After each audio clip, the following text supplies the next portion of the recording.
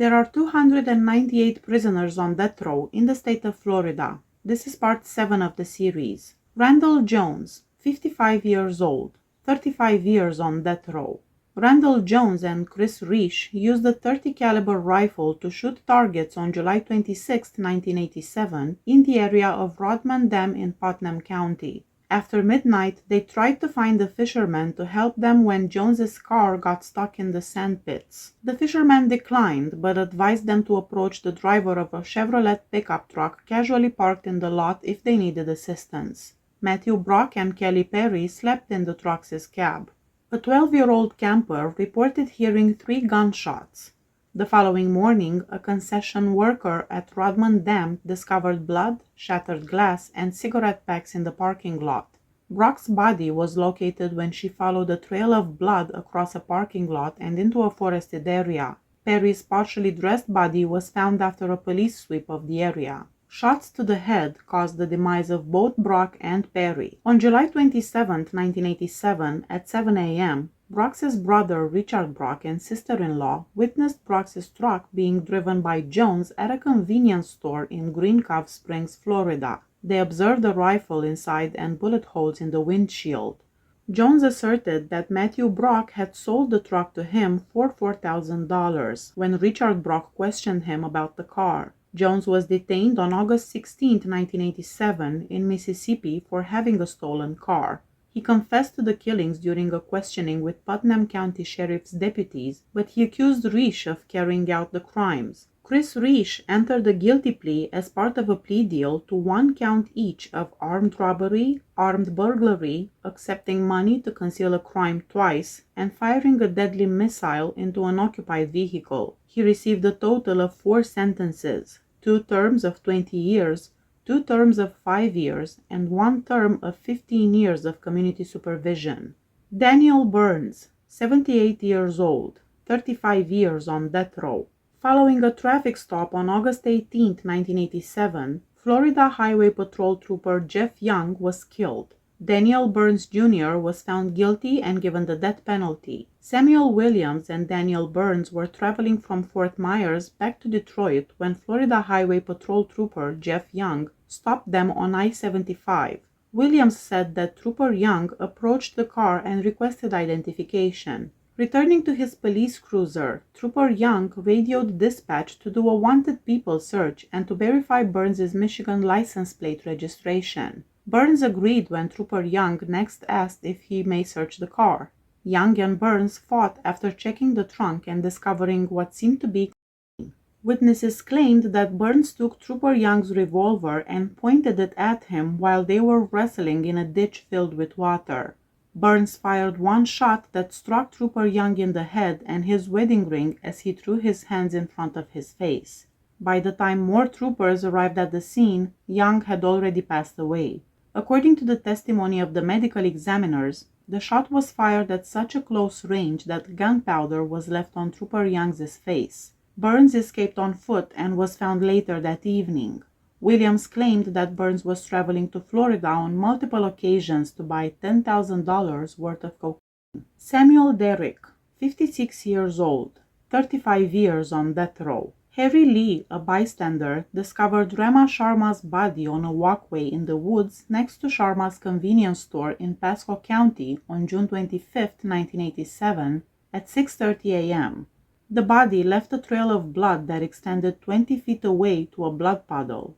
The body was discovered with a piece of t-shirt and 2 pairs of tennis shoe prints, one of which belonged to Lee. According to the evidence, Sharma was stabbed 31 times and he passed away between 10 and 15 minutes after the last wound. David Lowry, a friend of Samuel Derrick who testified at the trial that Derrick informed him he killed Sharma, implicated Derrick in the crime. Derrick admitted to the killing after being apprehended, saying that he jumped Sharma as he was leaving the shop with the intention of robbing it. Derrick grabbed Sharma as he turned to get back to the shop. When the victim screamed and recognized Derrick, the latter admitted stabbing Sharma to shut him up. Derrick removed the bloody piece of his shirt and removed $360 from Sharma's pocket. The knife was thrown away in the forest, and Derrick dumped some clothes and shoes in a pond. Frank Walls, 56 years old, 31 years on death row. Frank Walls allegedly admitted to breaking into Edward Alger and Ann Peterson's mobile home early on July 22, 1987, with the intent to commit a burglary. While entering the home, Walls deliberately knocked over a fan, waking both Alger and Peterson. When the two arrived to check the noise, Walls ordered Alger to lay down while Peterson bound his ankles, tied his hands behind his back, and gagged him. He then instructed Peterson to lie down so he could shackle her in a similar way. Alger attacked Walls when he was able to break free of his bonds. Walls slit Alger's throat with a knife he had brought along while he was fumbling. Walls dropped his knife after Alger bit his leg. Then Walls fired 3 times into Alger's head. Walls went back to where Peterson was bound and discovered her sobbing and attempting to communicate while wearing the gag. He unfastened her and took the gag out of her mouth. Peterson and Walls fought after learning that Alger had died, and he tore off her clothing in the process. Then Walls fired a shot at Peterson's back of the head. Peterson continued to scream after surviving the initial shooting. She was pushed into a pillow by Walls, who then shot her again. Later that day, when Alger didn't show up for work, the bodies were found. On the basis of evidence given by Walls's former roommate who lived close to the victims, investigators were able to secure a warrant to investigate his mobile home. Walls was apprehended after investigators found evidence at his home connecting him to the murders. Perry Taylor, 57 years old, 34 years on death row.